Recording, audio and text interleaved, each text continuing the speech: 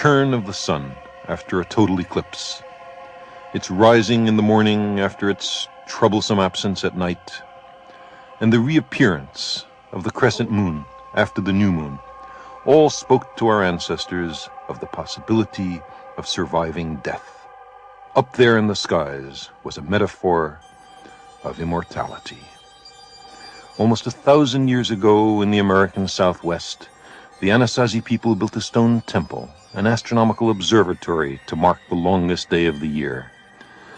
Dawn on that day must have been a joyous occasion, a celebration of the generosity of the sun.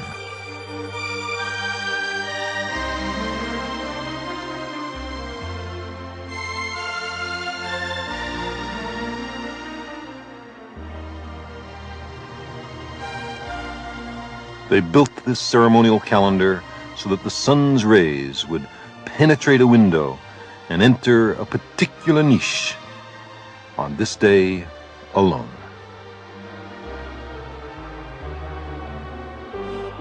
That kind of precision is a triumph of human intelligence. It outlives its creators. Today, this is a lonely place. The Anasazi people are no more. They had learned to predict the changing of the seasons. They could not predict the changing of the climate and the failure of the rains. But their temple continues to catch the sun's first rays on the summer solstice.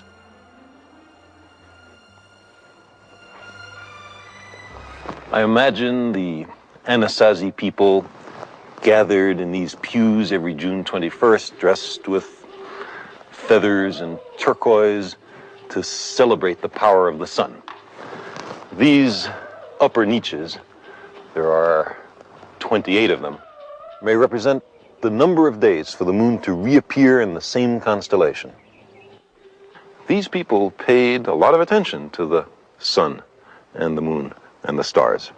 And other devices based on somewhat similar designs can be found in Angkor Wat in Cambodia, Stonehenge in England, Abu Simbel in Egypt, Chichen Itza in Mexico, and in the Great Plains of North America. Now, why did people all over the world go to such great trouble to teach themselves astronomy? It was literally a matter of life and death to be able to predict the seasons. We hunted antelope or buffalo whose migrations ebbed and flowed with the seasons. Fruits and nuts were ready to be picked in some times and not in others. When we invented agriculture, we had to take care and sow our seeds and harvest our crops at just the right season. Annual meetings of far-flung nomadic peoples were set for prescribed times. Now, some alleged calendrical devices might be due to chance. For example, the accidental alignment of a window and a niche. But there are other devices wonderfully different.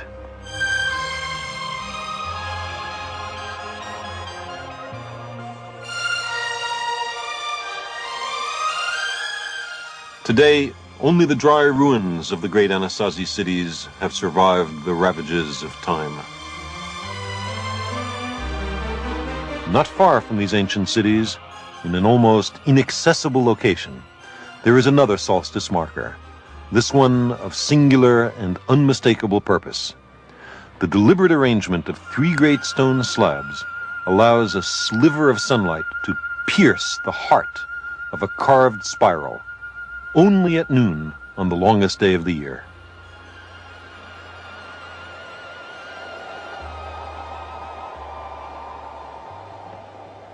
The wind whips through the canyons here in the American Southwest, and there's no one to hear it but us.